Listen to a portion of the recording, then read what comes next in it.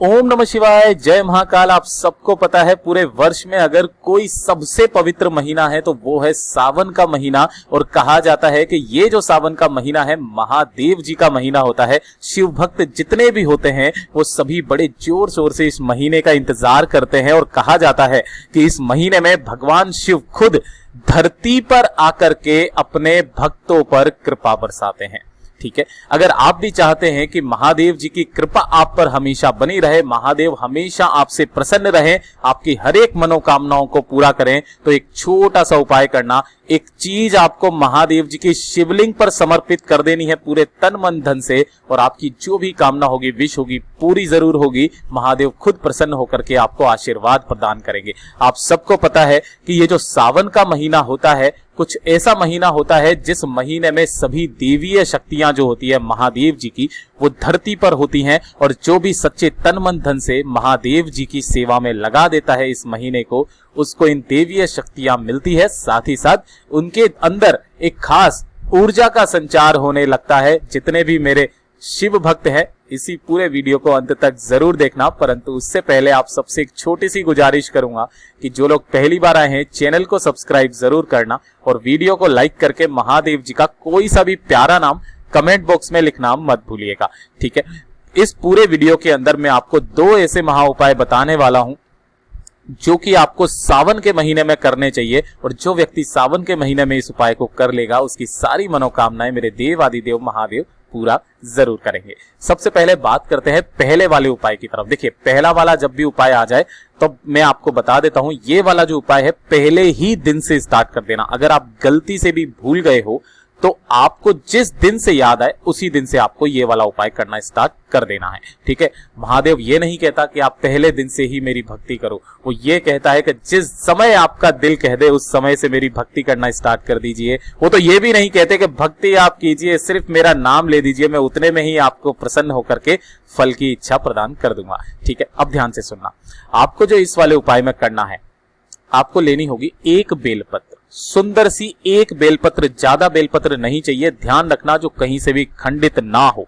और जब भी आप बेलपत्री से पेड़ पे से बेलपत्र को तोड़ें तो ध्यान रखना कि उस बेलपत्र के पेड़ से आज्ञा मान करके ही आपको तोड़ना है। ठीक है, इसी के साथ आपको ले लेना होगा एक सफेद पुष्प, चाहे कोई सा भी सफेद पुष्प हो, आपको एक सफेद पुष्प ले लेना है। ठीक है, और एक लोटा जल ले लेना तांबे का। अब ध्यान रखना इसके अंदर जो आप जल भरोगे वो आपको अपने घर का शुद्ध जल भरना है। ठीक है, इन तीनों चीजों को लेकर के सावन के महीने में किसी भी समय, सुबह जाना चाहो सुबह चले जाओ, शाम को जाना चाहो शाम को चले जाओ, मेरा देव आदिदेव महादेव हर वक्त आपको देख रहा है, आपकी भक्ति को देख रहा है। शिवलिंग के पास जाना, उत्तर दिशा की तरफ मुंह करके आपको खड़े हो जाना है। ठीक है ना। अब सबसे पहले ध्यान से सुनना, आपकी जो भी कामना है उस कामना को कहते हुए एक बेलपत्र को आपको शिवलिंग के ठीक ऊपर समर्पित करना होगा। किस तरह से कि जो डंडी होगी वो होगी जलाधारी की तरफ और जो बड़ी वाली पत्ती होगी वो होगी आपकी तरफ। ठीक है, जो चिकना हिस्सा होगा बेलपत्री का वो होगा नीचे की तरफ। इतना हो गया। उसके बाद में इसी बेलपत्री के ऊपर अपनी हथेली रख करके आपको अपनी कामना कह देनी है। और अपनी कामना कह देने के बाद एक लोटा शुद्ध जल मेरे देव आदिदेव महादेव जी के ऊपर समर्पित कर देना। ठीक है, किन महादेव जी के नाम से? या तो कुबरेश्वर महादेव जी के नाम से या कुंदकेश्वर महादेव जी के नाम से। आप जिसके भी महादेव जी के नाम से समर्पित करेंगे महादेव जी स्वीकार करेंगे, आपको फल की इच्छा प्रदान करेंगे। परंतु ध्यान देना, जब आप इस उपाय को करें साथ ही साथ आपने जो एक फूल लिया है, इस एक फूल को आपको माता रानी का जो ये हस्तकमल होता है ना, जिसको कटी भाग कहते हैं, इस कटी भाग पर आपको उस एक पुष्प को समर्पित करना होगा अपनी कामना कहते हुए। ठीक है ना।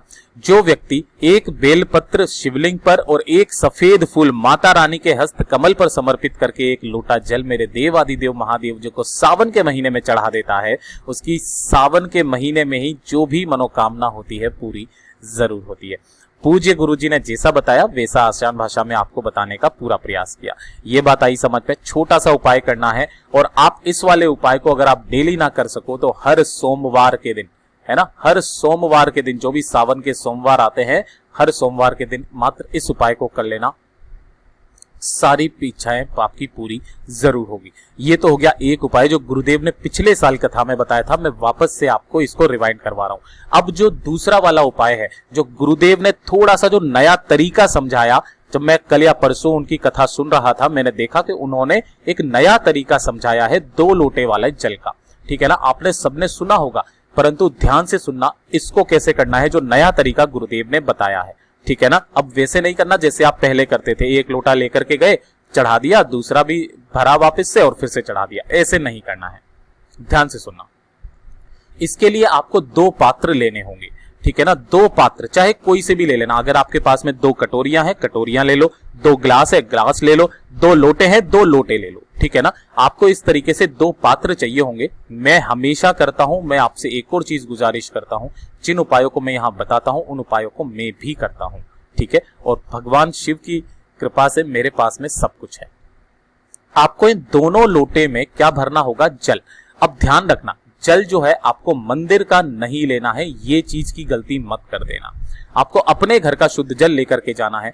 कहा जाता है कि जब भी आप अपने घर का शुद्ध जल लेकर के जाते हो, इसका मतलब यह है कि आप अपने घर की सुख, समृद्धि, संपदा, सब कुछ महादेव जी को समर्पित करते हैं। और जब महादेव प्रसन्न होते हैं तो उसी का लाखों गुना फल आपको प्रदान होता है।